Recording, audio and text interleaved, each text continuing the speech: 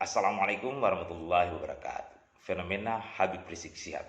Izin guys sedikit berpendapat atau mungkin sekaligus berkisah lah tentang fenomena beliau yang saat ini telah menjadi atau sedang menjadi tokoh yang fenomenal dan juga orang yang paling dipuji, dihina dan terfitnah se-Indonesia.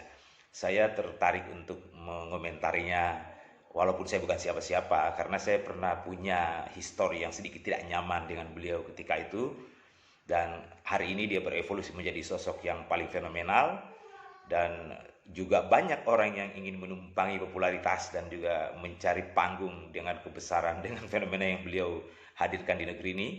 Dan sedianya sebenarnya saya ingin menulisnya saja, tetapi saya melihat bahwa tentang HRS hari ini algoritma beberapa medsos secara otomatis dimasalahkan, ya terpaksa saya buat video.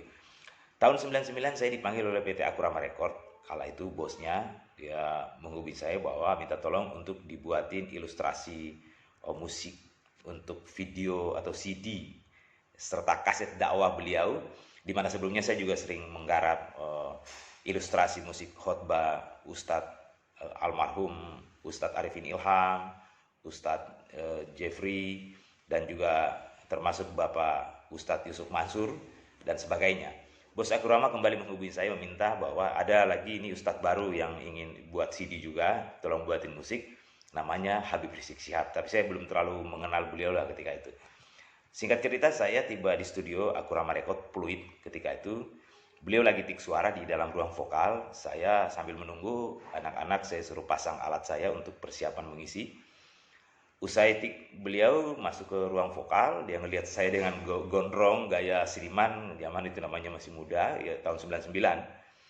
Dia nanya, mau rekaman juga ya mas? Saya bilang, oh iya Pak Ustadz, saya dipanggil pemilik perusahaan ini untuk membuat ilustrasi khotbah Pak Ustadz supaya sayup-sayup saja jadi orang dengar ada khotbahnya untuk mengangkat atmosfer yang Bapak sedang bahas.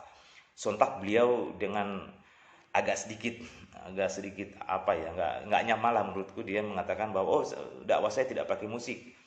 Jujur sebagai seniman waktu itu saya merasa tidak nyaman dengan gestur, tuturan dan ekspresi beliau, dan alasannya pun tidak membuat saya merasa adil. Dan perasaan itu saya terus bawa hingga terjadi fenomena 212 kalau tidak salah, yang kedua waktu itu. Di situ saya mulai melihat ada yang menarik dari atau berbeda dari ulama lainnya yang ada di beliau. Terlepas dengan segala kontroversinya, saya melihat beliau telah menjadi sosok pemimpin yang mampu menampung kerinduan mayoritas umat dan juga bangsa ini secara umum yang menginginkan perubahan lebih baik terhadap negeri ini. Beliau hadir di momen yang tepat ketika negeri ini tengah krisis di semua dimensi, krisis kepemimpinan sejati, krisis tokoh, ulama yang berjiwa nasionalis, Pancasilais, dan mampu membangun kemaslahatan umat secara seimbang di dunia dan akhirat. Sementara beberapa ulama oknum tertentu yang selama ini jadi panutan umat justru melacurkan diri dengan mencari aman lalu memilih bergabung ke pemerintah, menjadi pembela dan juga penjilat rezim, sehingga fungsi keulamaan dan ketokohan mereka menjadi terdegradasi. Lalu menjadi mustahil akhirnya umat untuk menyandarkan harapannya sebagai pengontrol kinerja pemerintah dan juga penyeimbang di semua sektor. Sementara tokoh-tokoh yang lagi berkuasa yang selama ini mengklaim diri sebagai paling Indonesia, paling NKRI, dan paling Pancasilais justru ingin merubah Pancasila. Saya mulai tertarik dan sedikit melupakan dengan histori saya dengan beliau setelah saya melihat konsistensi dan prinsipnya. Ia terus bersuara lantang, berani melawan pemerintah khususnya yang terkait kebijakan yang tidak pro rakyat dan umat khususnya, meski ia harus menghadapi bulian, hinaan, fitnah, hingga kriminalisasi oleh para penjilat rezim dari semua level, buser-buser istana, para pemakan bangkai saudaranya sendiri selama ini memanfaatkan minimnya sumber daya pemimpin kita untuk eksis secara signifikan. Sebab jika pemimpinnya cerdas, mungkin mereka nggak akan pernah eksis, tetap menjadi sampah sosial di habitatnya. Bahkan PSK sekalipun, maaf, termasuk juga tokoh-tokoh yang lagi sibuk mencari panggung dengan segala cara yang telah kehilangan pamor, termasuk artis-artis yang ingin mengupgrade popularitasnya karena minimnya kapasitas di dunia keartisannya, karena selama ini mungkin hanya menjual aura dan juga berbagai kontroversi yang tidak elok. juga turut menumpang dan mencari panggung melalui HRS yang lagi viral di negeri ini dan dunia secara umum.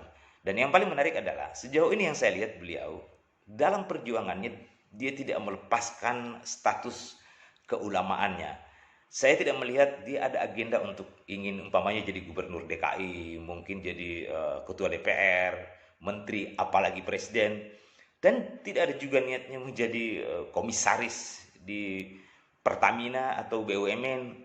Jadi saya bisa pastikan dalam memaknai negeri ini beliau pasti objektif karena dia tidak punya kepentingan apa-apa selain hanya memikirkan umatnya. Dan beliau juga tidak pernah menjadi pejabat apapun di negeri ini selain hanya ulama saja. Jadi karenanya tidak mungkin dia pernah mencuri, korupsi atau merugikan negeri ini selain hanya menyuarakan kepentingan rakyat atau umatnya. Tidak mungkin tentang negeri ini lebih benar jika dimaknai menurut umpamanya Ahok atau BTP kalau begitu yang lagi gila jabatan atau ingin jadi presiden, menurut ulama-ulama yang kerap menjadi tamu kehormatan di istana, menurut para pemakan bangkai rakyat dan saudara-saudaranya sendiri seperti buser-buser istana yang sebenarnya mereka adalah penyebar toksin sosial yang mencari makan di bawah meja para penguasa atau sisa-sisa makanan para oligarki, dan juga tengah menikmati minimnya kapasitas atau defisit sumber daya dari pemimpin-pemimpin kita yang mudah dibodohi untuk berbagi kepentingannya. Tidak mungkin mereka lebih benar dalam memaknai negeri ini dan tidak mungkin juga mereka adalah orang yang jujur.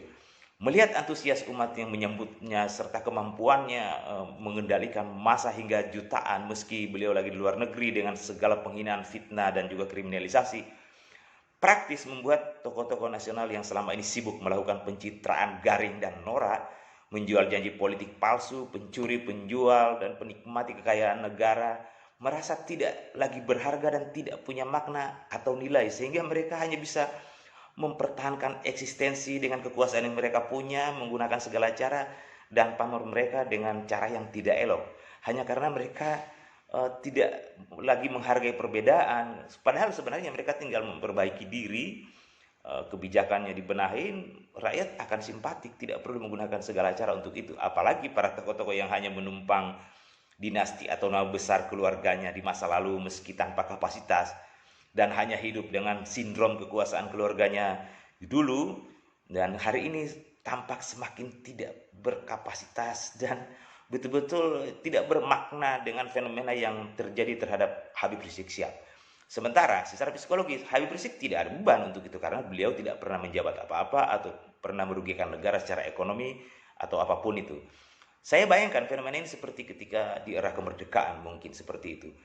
Dan rasa secara psikologis fenomena ini adalah ekspresi atau manifestasi dari hati atau perasaan serta pemikiran publik sepertinya yang tengah merasakan ketertindasan dan ketidakadilan. Adapun bulian, hinaan, fitnah, kecaman, ancaman hingga upaya kriminalisasi terhadap beliau hanya ekspresi kekekian, kalah pamor, iri hati, takut kehilangan tahta, ladang ekonomi dan ketokohan mereka. Karena mereka sebenarnya tokoh-tokoh yang menokohkan diri lah seperti itu karena mereka punya jaringan atau mungkin hubungan lah. Jadi menurutku terlepas dia pernah punya kisah yang agak sedikit tidak elok dengan saya waktu itu, tapi saya sudah lupakan itu. Saya berharap para pendukung HRS juga tidak terlalu perlu lagi menanggapi bulian, kicauan dan hinaan, sampah-sampah sosial, peliharaan rezim, apalagi artis penjual aura yang lagi mengupgrade kapasitasnya di level yang sebenarnya bukan levelnya secara kemanusiaan.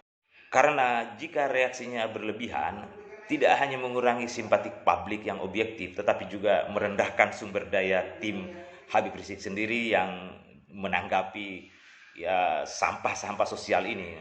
Karena hukum alam sudah mengajarkan kepada kita, jangankan HRS, Nabi atau bahkan Tuhan sekalipun ada musuhnya dan dibenci oleh manusia-manusia rendah kualitas.